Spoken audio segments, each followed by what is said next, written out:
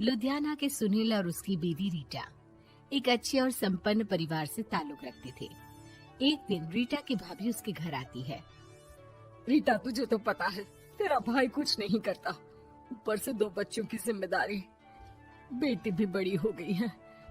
तू तो बुआ है, कुछ मदद कर सकती है तो कर देना। कहाँ पैसे हैं भाभी, बस समझ लो किसी तरह हम लोग भी दिन काट रहे हैं। 2 ही तो कार है और मेरी बेटी भी बड़ी हो रही है। अब उसके लिए कार लेनी है तो 10 लाख का खर्चा तो लग ही जाएगा। तभी वहाँ सुनील आ जाता है। अरे शशि, क्या है, तू हमेशा पैसों के लिए परेशान क्यों रहती है? वैसे क्या जरूरत थी बेटी की शादी इतने बड़े घर में तय करने की? अरे पैसे नहीं थे तो ऐसे ही कर देती कहीं शादी। इतने बड़े होटल में क्यों कर रही है शादी? लेकिन यहाँ तो मामला शादी का है, डेट तय है। दरअसल तेरे भतीजे के पीएफ के पैसे आने हैं, पर उसमें देर हो रही है। जैसे ही पैसे आ जाएंगे मैं तेरे अकाउंट में डलवा दूंगी। ठीक है, हम लोग सोचकर बताएंगे। तभी वहाँ भतीजा आ जाता है। फूफा जी, आप लोग ही मदद कर सकते हैं, वरना तो कैसे काम होगा समझ में ही नहीं आ रहा। मैं वादा करता हूँ जैसे ही पैसे आ जाएंगे मैं आप लोगों को वापस कर दूंगा। हाँ भाई, ठीक है। अब देख भाई, हमारे लड़के तो सारा दिन घर पर पड़े रहते हैं, ना कमाते हैं ना कुछ कमाने की इच्छा रखते हैं। लेकिन चल ये ले, कितने पैसे चाहिए? जी 4 लाख रुपए। ठीक है, लेकिन पैसे ध्यान से वक्त पर वापस लौटा देना। सुनील मुसीबत के वक्त बीवी के भतीजे की मदद तो कर देता है, लेकिन उन लोगों के जाने के बाद देख ले रीटा, तेरे मायके वालों ने मांगा तो दे दिया, वरना इन लोगों का मुझे कोई भरोसा नहीं है। अरे क्यों भरोसा नहीं है? इससे पहले तो कभी इन लोगों ने आपसे मदद भी नहीं ली। हाँ, ली तो नहीं, लेकिन पैसे की किल्लत ही रहती है ना इन लोगों के पास। अरे ठीक है ना, नहीं लौटा पाए तो भतीजे के ससुराल से निकाल देंगे। सुना है बड़े घर में शादी हो रही है। सुनील और रीटा पैसे तो दे देते हैं, लेकिन अगले रोज ही। हाँ भाई साले साहब, क्या हाल है? ठीक हूँ जीजा जी। क्या बात है, सालों बाद आपका फोन, जरूर कोई बात होगी, बताइए ना। अरे वो तेरी बड़ी भाभी आई थी, बेटी की शादी कर रही है ना, तो पैसे लेने के लिए मैंने दे दिए 4 लाख। सोचा भाई किसी गरीब की बेटी की शादी हो रही है, पुण्य मिल जाएगा। अच्छा किया जीजा जी, उनका बेटा बहुत मेहनती है, जल्द ही लौटा भी देगा। वहीं रीटा भी फोन करके हर किसी को पैसे देने की बात करती है। रीटा की भाभी शशि के पास उसके भाई का फोन आता है। तूने सुनील से पैसा लिया है क्या? नहीं भाई, सिर्फ बात की है, बोल तो रहा है कि दे देगा। वो लोग मदद करने वालों में से नहीं है, और मदद कर भी दे लेकिन समाज में गा गा कर हालत बुरी कर देते हैं।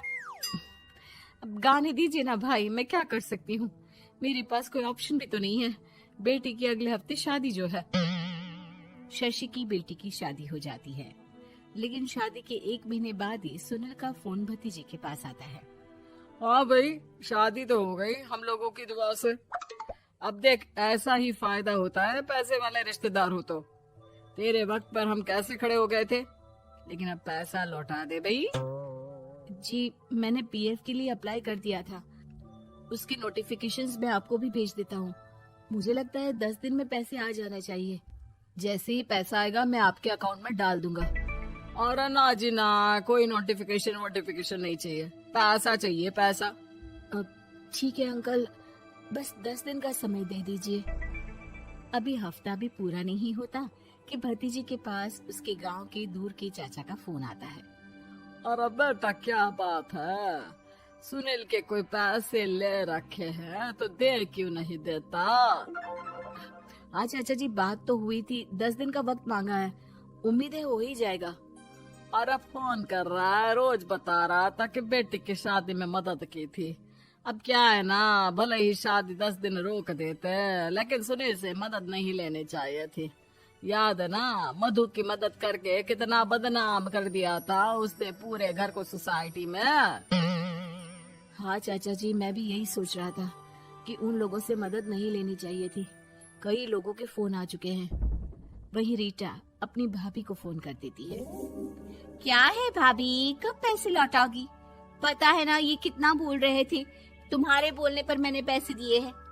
भाभी अब तो आपके बेटे की कार बेच दो और हम लोगों के पैसे दे दो।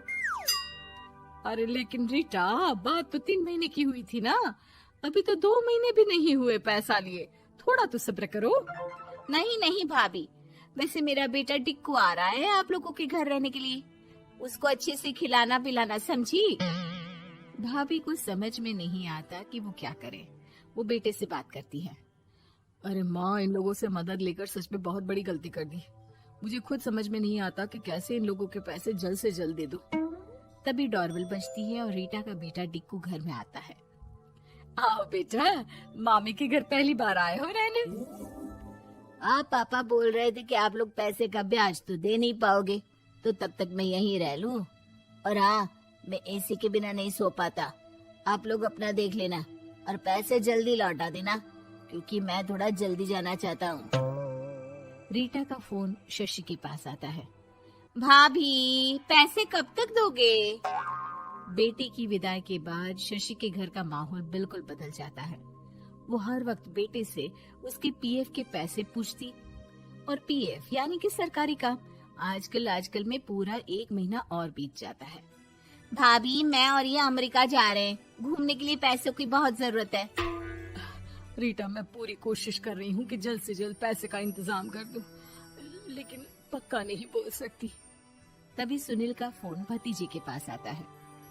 देख माना 3 महीने की बात हुई थी पैसे लौटाने के लिए, लेकिन अभी मुझे पैसों की काफी जरूरत है। मैं अमेरिका जा रहा हूँ, तो पैसे मैंने किसी से ब्याज में पकड़ लिए हैं। तू हर महीने 4 लाख का 20,000 ब्याज डाल देना मेरे अकाउंट में। सुनील फोन रख देता है, लेकिन भतीजा काफी परेशान हो जाता है। वो ऑफिस से शाम को घर आता है कि माँ पूछती है, क्या हुआ बेटा? बेटा माँ को सारी बात बता देता है।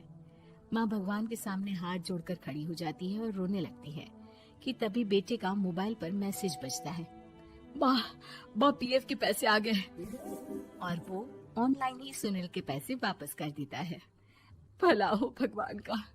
लेकिन आज एक बात तो समझ में आ गई, मदद हमेशा उन लोगों से लो जो मदद के बदले आपसे मदद में दी गई रकम ही वापस लें, ना कि समाज में आपकी इज्जत।